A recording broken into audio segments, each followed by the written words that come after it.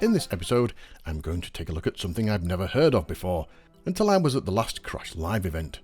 During my travels around the sales room, I was drawn to someone, I think it was Carlo Brinick, as I have that name written on a sheet that was handed to me, and he was running various Spectrum games and even Pentagon demos on what seemed like an impossibly small device. Maybe it was just a smaller part of a larger unit, I thought.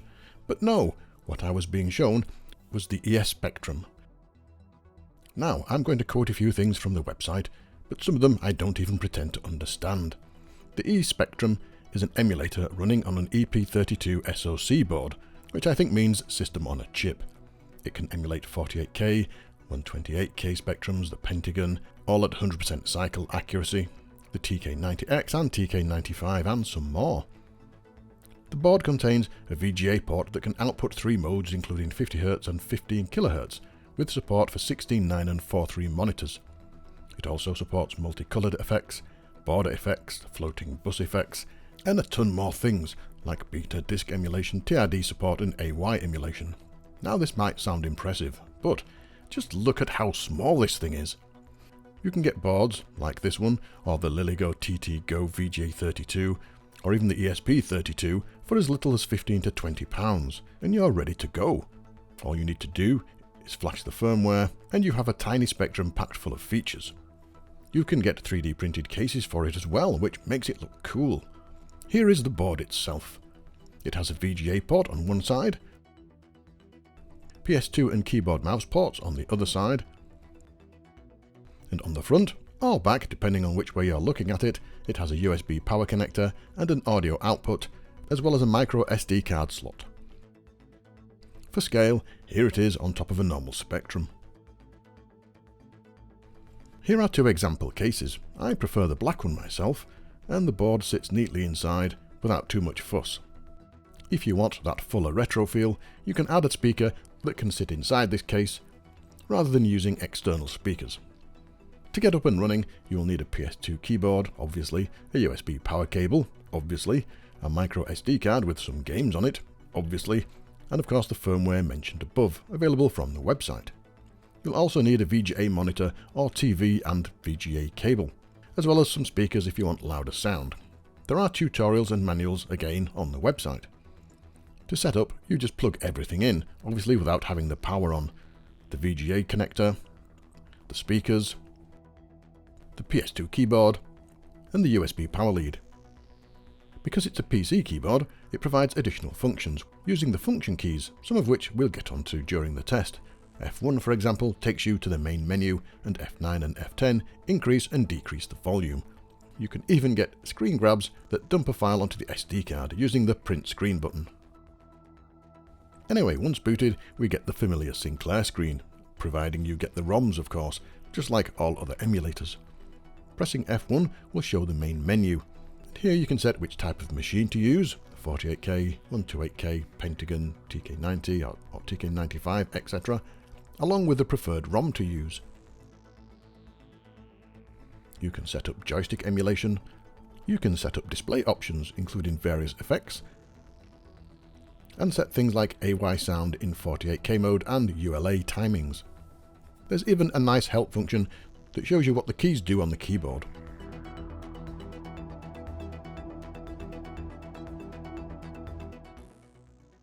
Let's load a game then. So pressing F1, select which format you want to use. You are then shown the directory structure of the SD card. Navigate to where the files are, select it and off you go. Jetpack loads and plays fine.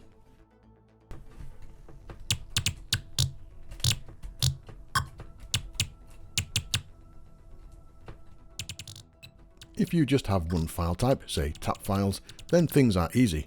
But the one I had donated had multiple file types in multiple folders. It meant I had to first select the type to load, and then try to locate the folder the files were in. This is not a problem with the device, it's just that this was a demo unit, and as such has loads of different folders with different file formats and different things in them. I may go through the SD card and place things in folders named as I like them for easier access. Now let's test the timings, and for this I always use Aquaplane. This game has a split border effect and only works with accurate emulation. And yes, sure enough, it works fine.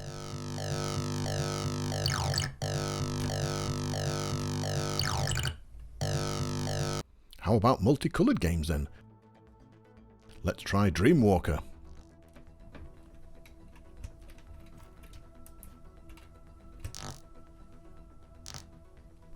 And again, it looks perfect. This also emulates the Pentagon machine as well as the ZX81. So let's have a go with the ZX81 first, shall we? All you have to do is load a snapshot of a ZX81 game, usually .p files. You load this and the unit switches to ZX81 mode. 3D Monster Maze works fine.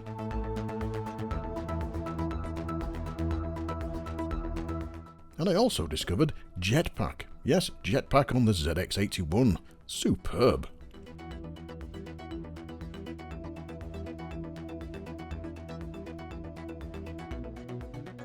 I had to have a go at this, and it plays like the Spectrum version. I spent a while on this, I'm afraid. I just had to get that ship fueled, and at least launched to the next planet. Excellent. Onto the Pentagon then, and we can load TRD or SCL files by selecting the beta disk option, selecting a file, and then doing a reset. And all this works fine.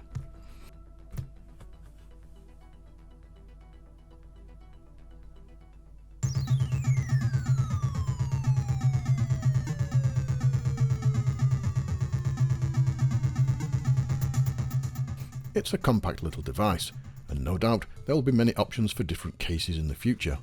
How about a mini 3D printed Spectrum case? Now that would be cool.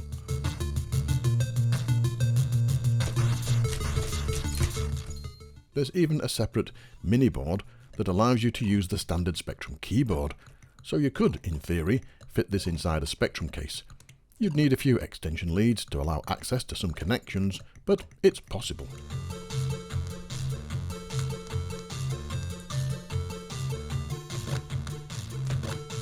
A great way to play Spectrum games and ZX81 games, if you don't have the space for a large collection of real hardware. It's cheap, and all you really need additionally is a PS2 keyboard, which again is cheap if you shop around. Something to try then, especially considering the price.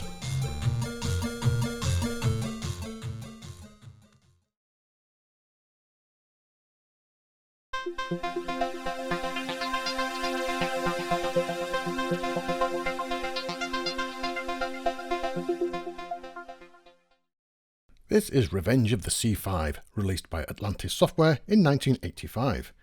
Newspaper reporters are out to try and prove the C5 is unsafe, and have sent an army of nasties to get in the way. You have been entered into the British cross-country finals, and have to guide your trusty C5 through 41 screens. The first thing you notice about this game are the controls. They're so odd.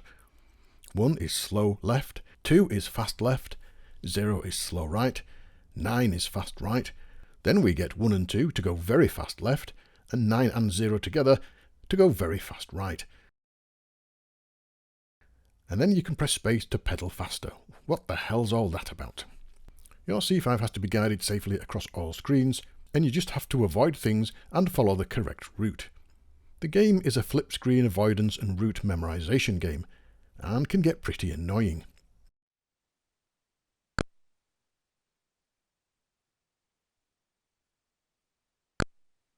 The first screen is easy enough, the next one took me a while, and only then did I just make it. The left-right variations are hard to get used to.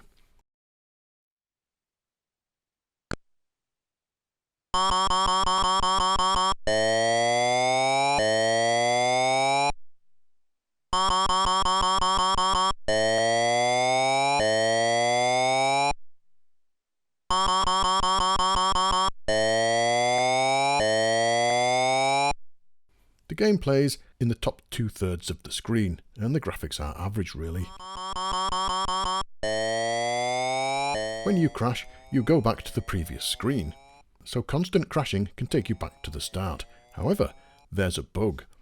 When you move back a screen, the C5 sometimes stays in the same position, so you can start the screen in the middle of a building. Instant death. Repeat that a few times, and oh the delight.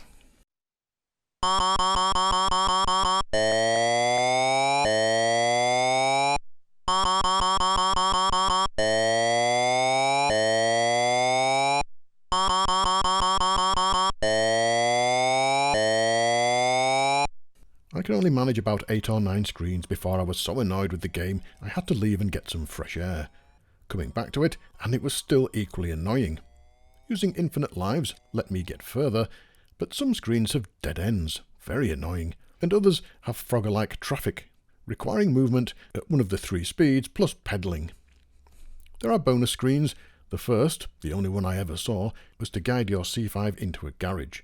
The smaller the garage, the more points you get, and I didn't really understand what was about to happen, and just crashed.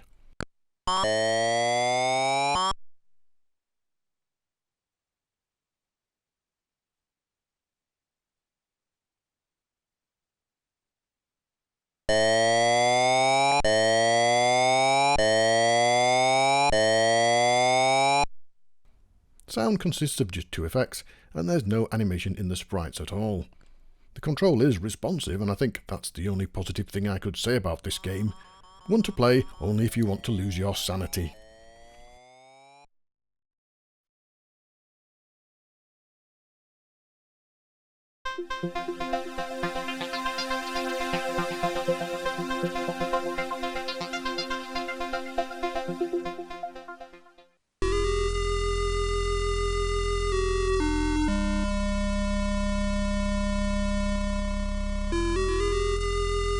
This is Skynet Road to 1984, released by Hicks in 2024. The story follows the Terminator films, in that robots have taken over, and the single man has to get back to 1984 to try and save the world.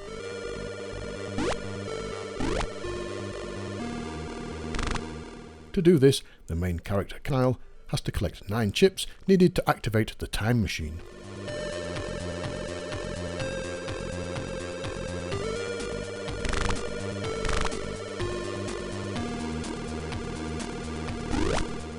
The game is excellently presented, with some great music and excellent graphics. Following most games of this type, the player has to collect weapons, a rifle and grenades, and make their way through various screens inhabited by evil robots.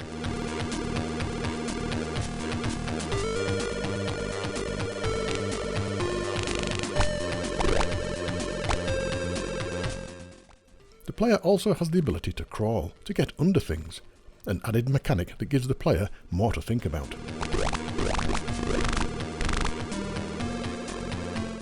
Initially I couldn't work out how to do anything on the first screen, then realised you can get to other screens. The use of coloured walls does not help, but eventually I then tried every route possible to move around.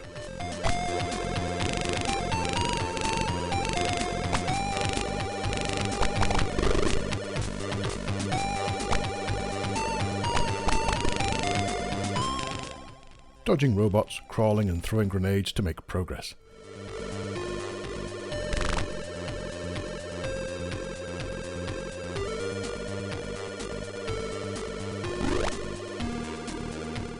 This is a great game and quite challenging. A great effort and well worth dropping the author a few euros.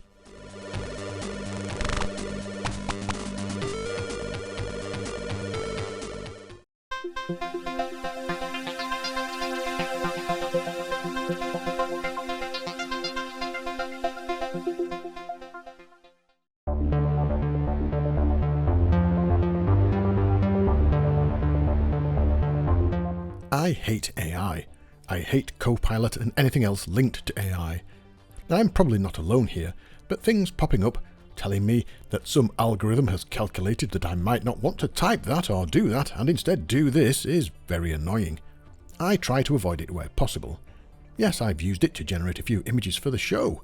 The Patreon Christmas special had this one, a fine piece, and something I couldn't have drawn myself, nor found online anywhere. I think AI should be fun, and not forced down our throats at every available opportunity. Anyway, why this video then? Well, I found something fun to do with AI.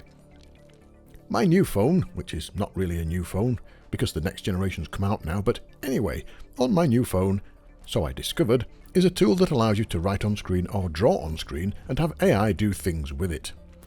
At first, I drew mountains and caves, and it was all good fun, and to be honest, quite relaxing really. Here's a quick run through of how it works. First you draw something, anything you want, so let's start with a wall and some stones. The more detail you put in, the better the end result will be. I will then have a gate post and a gate. I'm not sure if that looks right, but it'll do because it's only a demo.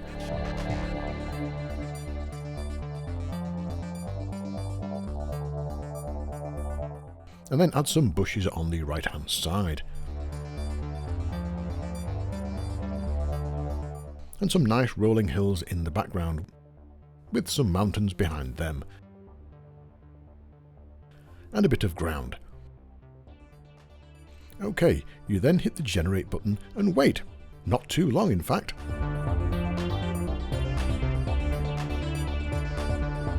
And eventually you will get what AI thinks you've drawn.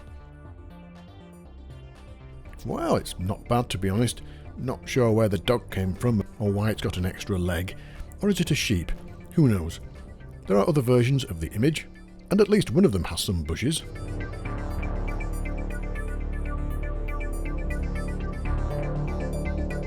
You can then download them and do whatever you want.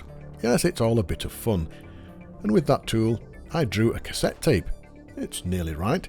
I wanted the tape to be pulled out, which a lot of us older types have experienced, and it looks okay to me. I then tried to draw a spectrum, and got it completely wrong, and it looks more like a typewriter. I then tried to do it again, and it's sort of recognisable, I suppose. I don't know what that knob is on the top left, when in fact I wrote ZX on there. Now, what has this all got to do with the spectrum, other than producing bad images of them? Well, one feature of the tool is transparency. So you can have something on screen, and then trace over it, and then try to generate something recognisable. Using this technique, I did this, and I think you all know what it is. Yes, it's Jetpack. Not sure about the red thumb though. I then set about looking at all other game inlays, just to see what I could come up with. This is Psst from Ultimate Play the Game, obviously, easily to recognise, and not bad to be honest. The eyes are a bit wonky, probably down to my bad tracing, and the fly swat and syringe are also not quite right. Ant Attack didn't fare so well, but you can certainly recognise it if you know the game. The ant sort of merges in with the buildings. Here is quite a good one though, Bear Bother from Arctic Computing. And I like how this looks. It could have even been used in an advert. Bubble Bobble worked well too. I just drew the characters and they're quite good. I like the eyes on these. Scooby-Doo, well, is sort of okay. Some bits of it are blurry, but it's got a nice blue collar and I really like the expression. Now this. Well, if you know the game, you probably know what it is. It's Cyber Rats. It certainly looks angry enough, but the raised foot is a bit wonky. Now, this did not go well. Fred from Quicksilver. No idea where the beard came from, or why he's holding a bottle. Maybe Fred, after his great success in the computer world, is now wandering the streets with bad eyesight and having to revert to drinking alcohol. Who knows? Now this one certainly didn't go as I planned it. This is Frenzy. The robot part is fine, but what the hell is that coming out of the arm socket? I was worried about this one, but after a few attempts, it came out recognisable. The Hobbit, as never seen before. Now there's an idea. I could draw all the game screens and see what happens. Well, maybe later. Anyway, on to the next one, and Horace. How do you think that turned out? Oh dear. Horace is now a skull, and a very scary one at that. Now this, any ideas? Again, if you know the game, it should be easy. Yes, it's Maziax from DK-Tronics. The image goes wrong in many places, but I think it's recognisable. I want quite a good one, instantly recognisable. Not sure about the gold bar he's carrying though, or the moustache. And the candle on his hat went wrong, but overall it's not a bad attempt. The problem is, trying to get something you know might work, but also finding things you know won't. I tried Dizzy from Treasure Island Dizzy. Not bad, the tears are quite good, but the colour is completely wrong. Maybe Dizzy has had a night out with Fred and isn't feeling so well. And if we're looking for something really disturbing, here's Attic Attack. Now that is scary. A huge book and a lady trapped in a pit. That's very worrying. What sort of AI came up with that? Spaceships don't always come out as you would expect either. This is Starblitz. Or supposed to be. The shape's right, but it looks like it's been drawn in watercolour and the water's run. And here is the ship from Arcadia. Not too bad, but a bit bland and colourless really. Talking of Imagine, here's Jumping Jack. That came out okay, and you can tell what the game is. And finally, this is Ugg from Softtech. More like a monkey really, but funny to look at. Well, I will no doubt be doing more drawings on my own, just to pass the time of day. And that idea about the Hobbit locations has me intrigued.